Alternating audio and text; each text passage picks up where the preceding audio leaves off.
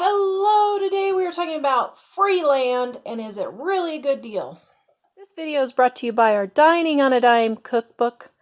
We have quick and easy recipes your family will love to help you get in and out of the kitchen fast. Please visit us at livingonadime.com. It's 25% off now. Hello guys! So you guys know the housing market right now has completely gone to absurd, ridiculous, you've got to be kidding me levels. We have been looking for a house to buy, and I keep seeing all these videos on free land in Kansas, free land in Nebraska, free land in Texas. Are they telling you should do it? Those videos? They're saying, yeah, here's where you can find places that have free land for these towns that are giving away land because the population has moved away, and now they're trying to bring the population back. So we wanted to talk to you guys about this because the one thing we've never heard anybody talk about is this actually a good deal? Is it? Well, free land, how could you go wrong? Okay, what's the short answer? The short answer is it's not a good deal. At all. If they have to give it away. There's a reason. Most of the time, in the places that are giving it away, generally, the property values are already not very high.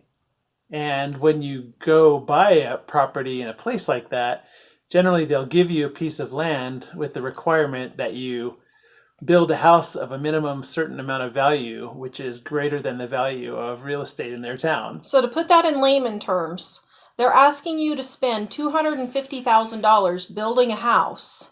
But if you were to turn around and sell that house, it would only be worth $100,000 or $150,000. How do we know? We have lived in these towns.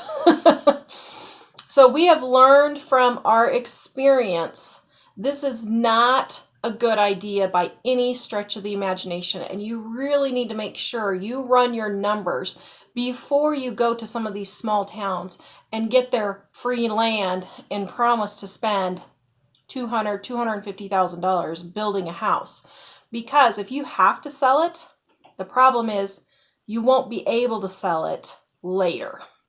Well, and it's not like you can buy the land and, park a camper on it or build a tiny house. They want a nice house because they're trying to improve their area. You can't blame them for doing that.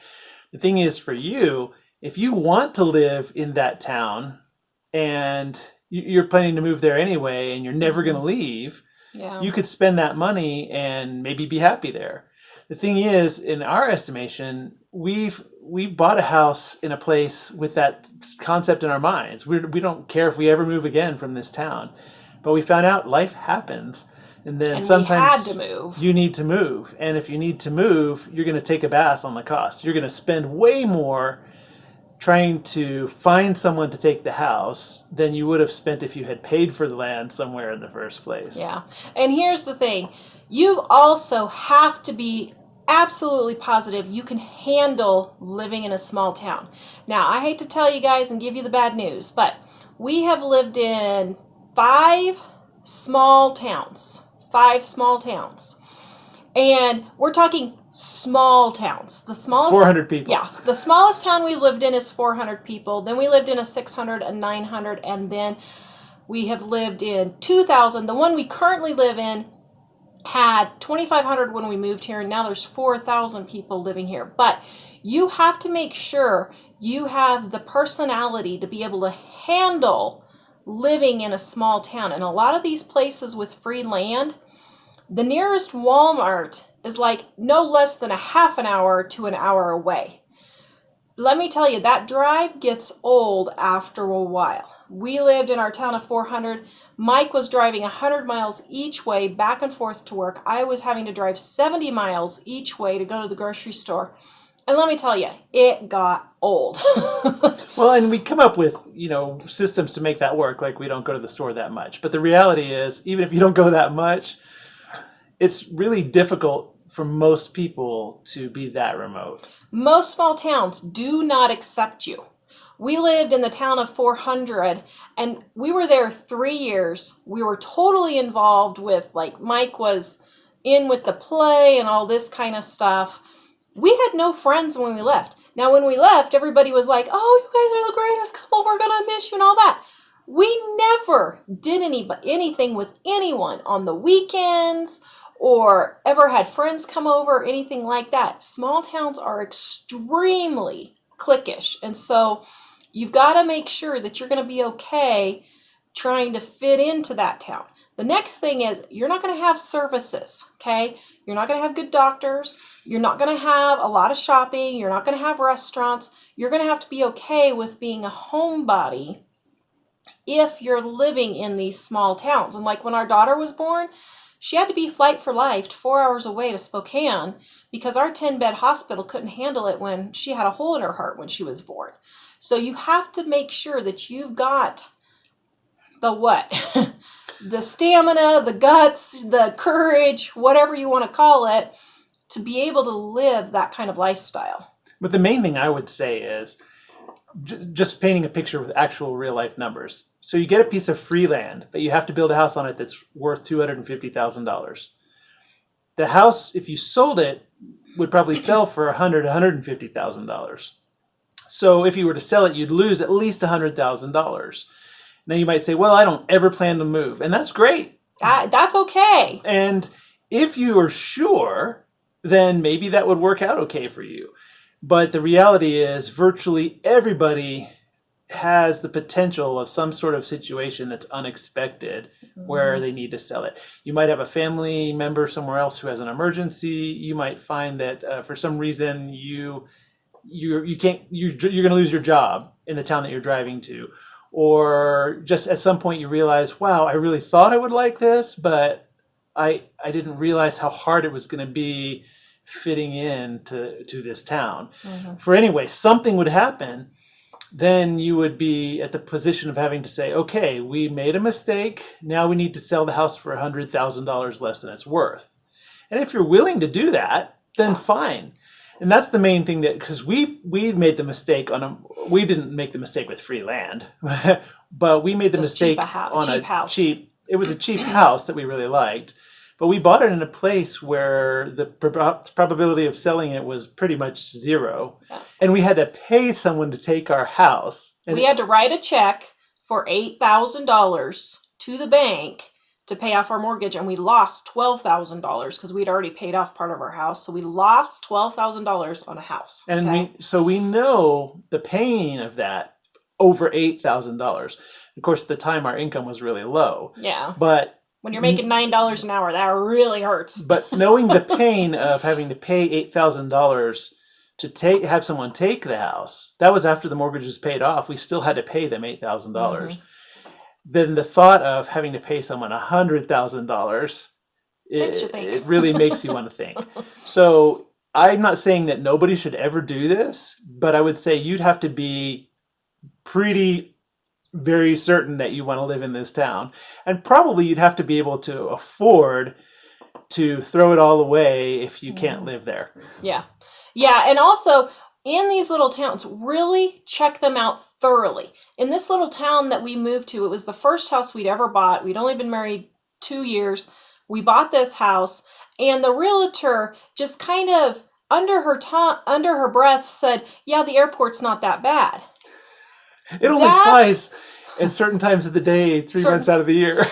So that did not register anything to us now. Now, after living in that house and hearing the crop duster go off at 5 o'clock in the morning. 5 o'clock in the morning, it wasn't 3 months, it was every April to October, every single morning, 5 o'clock in the morning, every 15 to 20 minutes, he would zoom back in, refill up, come back, it's probably 20, 30 minutes later, zoom back in, fill back up, zoom back in, all morning long. And we're talking about you couldn't talk to each other, even basically shouting at each other in the house. Our windows were rattling. And the whole house would shake. Now, it only happened, for like a minute or two, but it happened every 10, 15 minutes for a minute or two. And then it would do every 30 minutes for a minute. It just kind of depended on what he was spraying that day and how far away he was. But every 10 to 30 minutes, we were having to listen to this. And let me tell you, it got old really fast. So you need to look for things like, is there a train track nearby? Is there a crop duster airport nearby? Is there a quarry? Is there a silo, a grain because elevator, in a something like that? Yeah, in a small town, all those things are going to be close together. And if you're already accustomed to living in a small town, You know these things, but then that would be fine. But for virtually everybody else, like for us, it wasn't really that big of a problem, but we could hear the grain elevator down the street going rumbling all day long. 24 hours. Well, 20, it seemed like it was Yeah. 24 hours a day. Well, it And- was during harvest. They and- would go, yeah, And that wasn't terrible. The airport was terrible. yeah. But the whole town heard the airport, not just our little house that was right in front of it. So if you have that experience with small towns and you're absolutely sure you're never going to want to move again, then there's still a chance that you would have to. But if you're absolutely sure, maybe you would want to do this kind of deal. But the reality is you're getting $20,000 free by spending $250,000. Yeah, so it's not actually a deal. And let me tell you, these small towns, they're not like the Hallmark movies. If you think you're moving into a Hallmark movie, we have never seen a Hallmark movie town. And I'm sure someone's going to tell me my town's a Hallmark movie, but they are very few and far between. So the chances of you actually getting a Hallmark movie town, it ain't going to happen. It's like a 1% chance that you would actually be able to hit a Hallmark movie type of town. Well, and the truth is that we actually like small towns. Yeah, we do. So that's just kind of the straight talk from people who like small towns. Yeah. And we've lived in them before. But like for us, actually, that small town, we had no intention of moving. But then our daughter ended up having medical issues that we had to be closer to some civilization than Yeah. we were. Yeah. So those are the kinds of things that you might not think about, but those will sneak up on you if you're not really thinking ahead. Yeah. And let me tell you, it gets old going to the doctor every 3 miles when you have to, or every 3 days when you have to drive 70 miles. Let me tell you, you learn real Or the fast. grocery store in the middle of the night because You ran out of formula or, that type of thing. So anyway, we just wanted to give you guys those cautions because we know real estate is crazy right now. So don't get desperate and do something dumb. Make sure you really do your homework and make sure that if you're looking at something like free land or towns that are enticing people, oh, let's pay, like Vermont right now, I think is paying people $15,000 to move to Vermont. Okay, that's fine. But realize Vermont is a Democrat-controlled state and their taxes are crazy high. Their taxes are crazy high. And I'm not just saying that's the only thing, but that's a cost you're going to have to pay every year that you live there. And so you have to factor that in to see, am I willing to pay that? And if you're willing to pay that, that's great. Or if you can get a good enough deal, it might actually be worth it because we have looked at things like that. And even though the taxes are really high, it might actually pay in the long run for us to do that, to pay the higher taxes, but to have a lower cost house. So just do your math and do your research and make sure that this is actually something that you're gonna really be able to do. So we just wanted to give you guys that warning. I would say one final thing in the ending. Think about this. If you have to give something away, how much is it actually worth? Yeah. If you had to actually give your house away, would it be worth it for you? Yeah. And if the answer is yes, the chair story. Go ahead. Yeah, one time we at my brother-in-law's house, we put a chair out on the curb for free, and nobody would take it. And it was 3 or 4 days it was sitting out there and nobody would take it. So we changed it, put a sign on it that said $5, and it was gone 10 minutes later. And so that's kind of the same philosophy, is that if it's free, nobody wants it. And actually that's why the land is so cheap. Yeah. And so you've got to make sure that it's something that you're actually worth paying for, and you're okay with losing money if something happens and you can't sell your house and get rid of it. All right, guys, please visit us at livingonadime.com, and we will see you guys next time.